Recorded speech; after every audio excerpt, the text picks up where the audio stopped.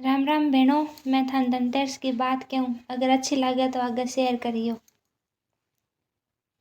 एक दिन भगवान विष्णु मृत्युलोक में विचरण करने के लिए लक्ष्मी सहित भूमंडल पर आए।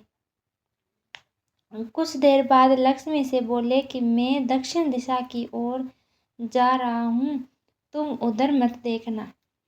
यह कह ज्यों ही भगवान ने राह पकड़ी, ज्यों ही लक्ष्मी पीछे पीछे चल पड़ी। कुछ दूर ही पर सरसों का खेत दिखाई दिया। उसके बाद गन्ने का खेत मिला। वहीं लक्ष्मी जी ने श्रृंगार किया और गन्ने तोड़कर चूसने लगी।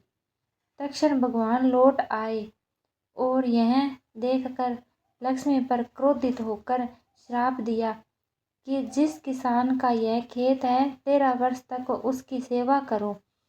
ऐसा कहकर भगवान क्षीर सागर चले गए और लक्ष्मी ने किसान के यहाँ जाकर उसे धन धान्य से पूर्ण कर दिया। तत्पश्चात 12 वर्ष बाद लक्ष्मी जी जाने के लिए तैयार हुई, किंतु किसान ने रोक लिया।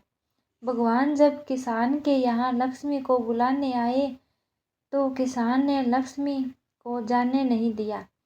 तब भगवान बोले, तुम परिवार सहित गंगा में जाकर स्नान करो और इन कौड़ियों को भी जल में छोड़ देना। जब तक तुम नहीं लौटोगे तब तक मैं इन जाने नहीं दूंगा।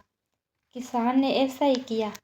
जैसे ही उसने गंगा जी में कौड़ियाँ डाली, वैसे ही गंगा में चतुर्भुज निकले और कौड़ियाँ लेकर चलने लगे। जब किसान ने ऐसा आश्चर्य देखा, गंगा जी से पूछा कि हे, ये 4 भुजाएं किसकी थी?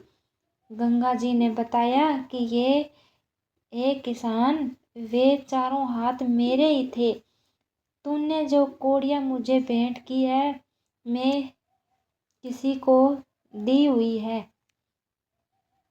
किसान बोला, मेरे घर में तो 2 सज्जन आए हुए हैं, उन्होंने दी है।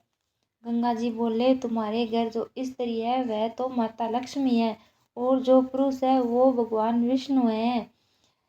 तुम लक्ष्मी को जाने मत देना, नहीं तो पुनः उसी भांति निर्धन हो जाओगे। यह सुनकर जब वह लौटकर घर आया तो भगवान से बोला कि मैं लक्ष्मी जी को जाने नहीं दूंगा।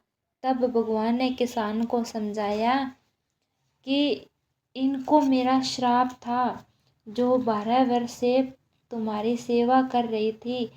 फिर लक्ष्मी चंचल होती है, इनको बड़े बड़े नहीं रोक सके। किसान ने हठपूर्वक पुनः कहा, नहीं नहीं, मैं लक्ष्मी जी को अब नहीं जाने दूंगा।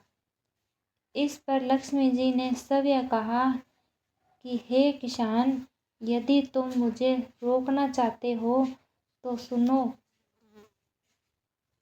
कल 13 है, तुम अपना घर स्वच्छ रखो। रात्रि में घी का दीपक जलाकर रखना। जब मैं तुम्हारे घर में आऊँगी उस समय तुम मेरी पूजा करना, किंतु मैं तुम्हें दिखाई नहीं दूंगी। किसान ने कहा, ठीक है, मैं ऐसा ही करूँगा। इतना कह कर और सुनकर लक्ष्मी जी 10 दिशाओं में फैल गई। भगवान देखते ही रह गए। दूसरे दिन किसान ने लक्ष्मी जी को कथानुसार पूजन किया। उसकर घर धन धान्य से पूर्ण हो गया। इस भांति वह हर वर्ष 13 के दिन लक्ष्मी जी की पूजा करने लगा। उस किसान को ऐसा करते देखकर कितने ही और लोगों ने पूजा करनी शुरू कर दी।